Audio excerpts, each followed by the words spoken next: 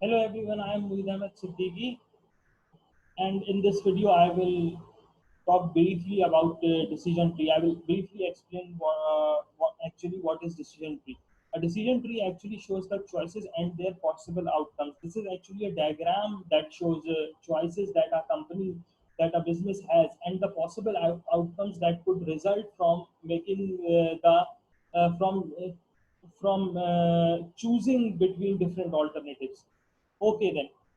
Now, a decision tree actually shows the consequences. I can say that the decision tree actually shows the consequences of making decisions, of different decisions. And these consequences are actually called outcomes. These consequences are called outcomes to which probabilities could be assigned. So, this is the main idea behind a decision tree. Now, moving forward, what I'll do, I will solve a question. I will put a scenario in front of you, and I will draw the diagram, the decision tree diagram for that scenario. So now let's look at the scenario. Now, now this is a scenario actually. This is the scenario. Now, in this scenario, a company has a product. A company has a product, and at the moment, the company has two choices. First up, the company has two choices. Number one, either to test market the product or to abandon it completely. So, first of all, what we gonna do in the decision tree, we gonna first of all we will start by drawing a square. Now, remember one thing that whenever drawing a decision tree, uh, at those points where you have to where you have certain choices and you have to make decision, at those points we draw squares. So squares are actually for decisions, whereas circles in decision trees are for outcomes. Squares for decisions and circles for outcomes. This is the point that you need to remember about decision trees. Okay. Now, first up, the company has two choices: either to test market the product or to abandon it. So I will show it by drawing two branches, either to test market the product or to abandon it. The company can choose either to test market the product or to abandon it. Now, so we have two choices: test market the product or to abandon it. Now, let's move forward. If the company test markets it, the cost will be $100,000, and the market response could be either positive or negative. Now, if the company chooses to test market the product, minus, it will cost $100,000. I have shown the cost by minus. I have shown cost as minus $100. This means minus sign is for cost, whereas revenues or profits could be shown by a positive sign. Now, uh, if the response is positive, the company could either abandon the product or market it full scale. Now, if the response is positive, if the company chooses to test market the product, and the response that the company gets is a positive one. Now, the outcome could be positive of test marketing the product, or it could be negative.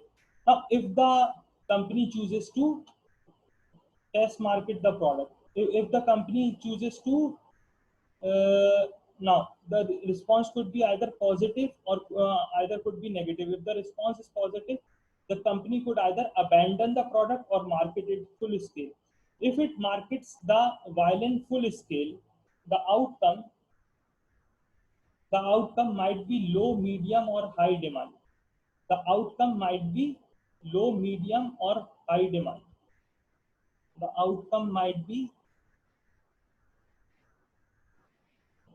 so at this point, if the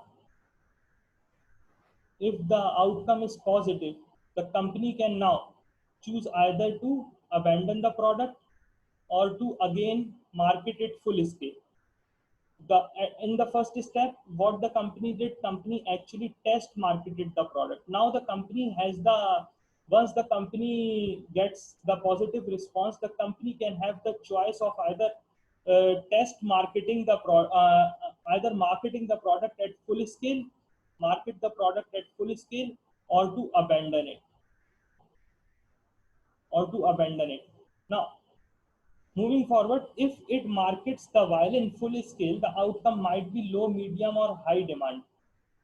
If the company if the company chooses to market the product full scale, it can have three outcomes: low, medium, or high demand.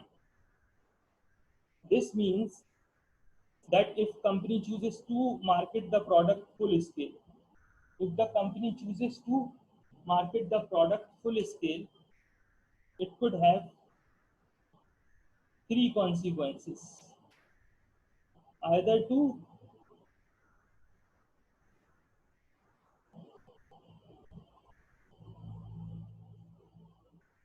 now it could have three consequences: high, low.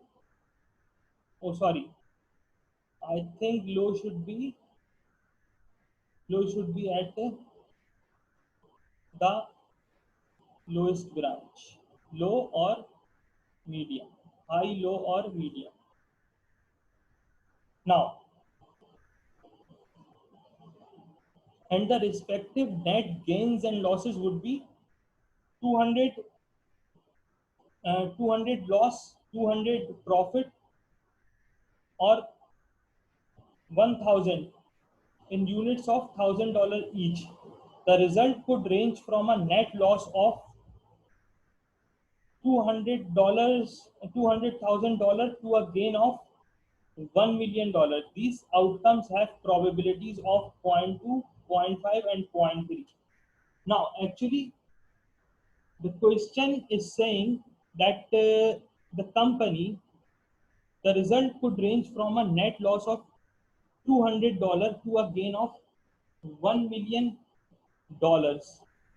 Now, net gains and losses could be minus 200 loss. Now, the loss will result obviously when the loss the loss will result obviously when the demand is low. So minus 200 for low, 200 for medium, and 1000 for high. Okay, then the result could range from a net loss. These outcomes have probabilities. Now, these outcomes, as I told you earlier, that we should be able to assign probabilities to the outcomes. These outcomes have probabilities of 0.2, 0.5, and 0.3 respectively. So 0.2 for low, because low is given first, it is written low, then it is written medium, and then it is high. So for low, the probability is 0.2, for medium the probability is 0.5, and for high the probability is 0.3, 0.3, 0.5, and 0.2. For high the probability is 0.3, for medium is 0.5, and for low it is 0.2. These are the probabilities. Now the company has another choice at this point: either to abandon the product or to market it full scale. This is for abandoning the product. Okay, now what if the company gets a negative response? Once the company test markets the product, what if the company gets a negative response? Now, let's look at that. If the result of test marketing is negative and the company goes ahead and markets the product, estimated losses would be $600,000. Now, if the response from test marketing is negative, then what? Then company again company again has two choices: either to market the product or to abandon it.